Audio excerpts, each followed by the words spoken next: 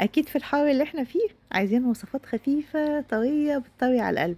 الوصفة دي من الوصفات الخفيفة الجميلة، اللي سهلة وممكن أي حد فينا يقدر ينفذها، ومكوناتها برضه بسيطة مش كتيرة جدًا، وغير إن إحنا ممكن نحط بدايل في كل حاجة وإحنا بنشرح مع بعض إن شاء الله هاقول لكم كل حاجة وإيه البديل بتاعها.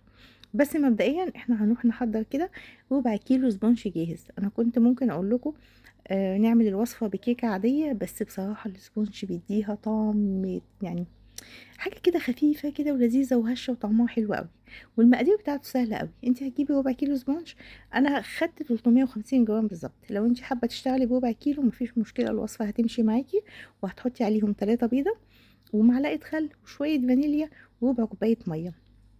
ما تحطيش محسن كيك جل على السبونج الجاهز إلا لو أنتِ محتاجة إن هو يعلى معاكِ وأنتِ قعدتِ تضربي فيه 10 دقايق ومعليش. ده كده الشكل النهائي بتاعه بعد ما اتحطوا كلّهم مع بعض في العجان واتضربوا من غير محسن ولا أي حاجة. دي صينية مقاس 30 في 30، بطنتها بورق الزبدة ودهنت ورق الزبدة من تحت ومن فوق عشان يسهل عليَّ إن الكيكة بتاعتي تطلع بسهولة. لو حابة تشتغلي في 30 في 40 ما فيش مشكلة، الكمية برضه هتطلع معاكِ حلوة وجميلة. لو حابة إن أنتِ تشتغلي في الصينية الكبيرة بتاعة الطقم المستطيلة دي، برضه المقدار هيضبط معاكِ وهيبقى حلو. أنا هنا هاخد نُص كوباية سكر بودر، عشان مش عايزة أسكّر أوي برضه لإن لسه عندي جيلي.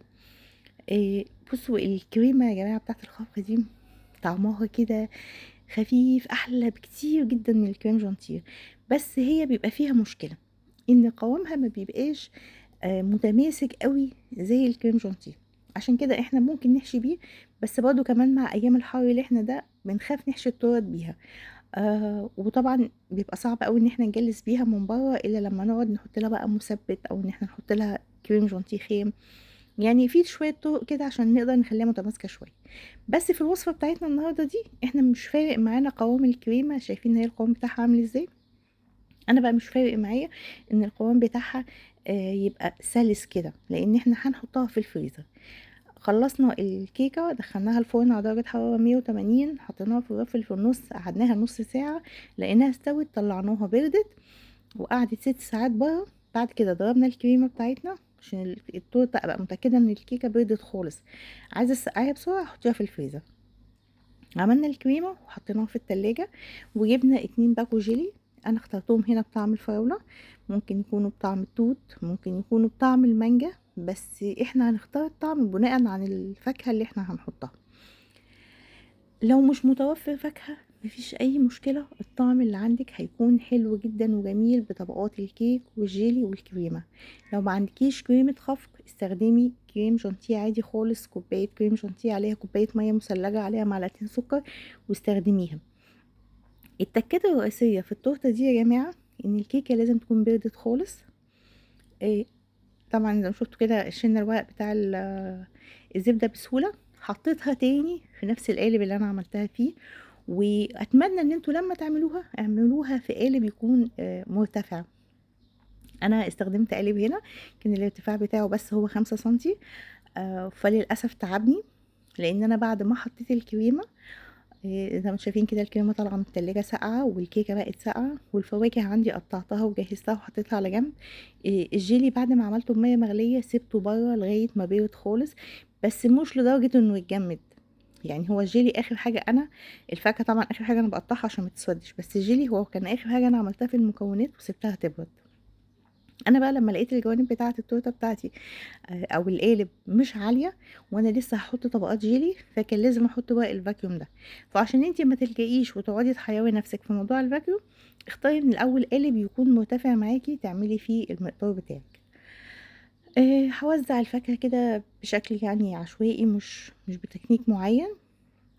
وزي ما إحنا قُلنا إحنا ممكن نحط مانجا، نحط عليها جيلي مانجا. ممكن نحط قطع مشمش، نحط عليها جيلي مشمش. أناناس. بُصّوا الفاكهة اللي عندِك، ولو ما عندكيش فاكهة خالص زي ما إحنا بنقول، ممكن نحط الجيلي بس وبرضه هتدّيكِ نتايج وطعم حلو أوي.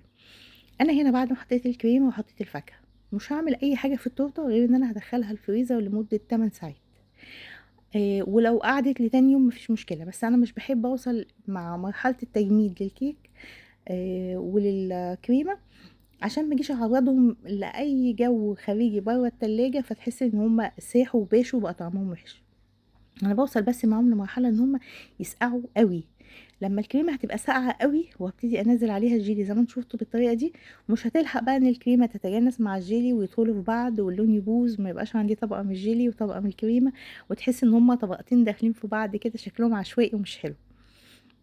هابتدي بقى إيه، أنا بعد ما حطيت الجيلي حطيتها في التلاجة وبيتّها لتاني يوم، وابتديت بقى إيه، أفُك الطبقة بتاعة الفاكيوم اللي أنا حطيتها من برّه بالراحة. شريط الفاكيوم ده شريط بلاستيك مش بيتاكل ولا أي حاجة، إحنا بس بنقفّل بيه التورت من برّه، بيتجاب من عند مستلزمات الحلوانية، وزي ما قُلت لِك أنتِ ممكن تستغني عن فكرته نهائي بإن أنتِ تعملي في قالب already يكون ارتفاعه عالي شوية، فتضمني إن الجيلي مش هيطلع برّه. هابتدي بقى أقطّعها وأطلّعها في الأطباق وتتقدّم. برضه إن إحنا هنطلّعها من التلاجة، نقطع منها القطعة اللي هناكلها، وهتدخل تاني التلاجة على طول. كل ما أعوز حتّة أطلّعها، ما ينفعش تقعد برّه، لإن الجيلي لو قعد برّه في الجو الحر اللي إحنا فيه ده، احتمال كبير إن هو يفُك، ولو رجع دخلها التلاجة تاني هيجمّد، بس هيجمّد بعد ما يكون منظره وشكله باظ. مش هاحكي لكم على طعمها، طعمها أنتم هتجربوه هتعرفوا. برضه للعلم لو أنتِ ما لقيتيش سبونج كيك جاهز، ممكن أنتِ تستخدميها بالكيكة العادية اللي أنتِ بتعمليها عندِك في البيت، وممكن تستخدميها بكيكة اللي هي بتتعمل بمحسن كيك جل. طبعًا طرق الكيك أنا موجودة عندي على القناة أو موجودة عندي على الصفحة، لو حبيتوا تشوفوها اعملوا لايك وشير لصفحة نشوى إبراهيم، هتلاقوا وصفات كتير جدًا سهلة، وصفات هتعملي منها تورت وجاتوه وحاجات كتير حلوة لأولادِك. والسلام عليكم ورحمة الله.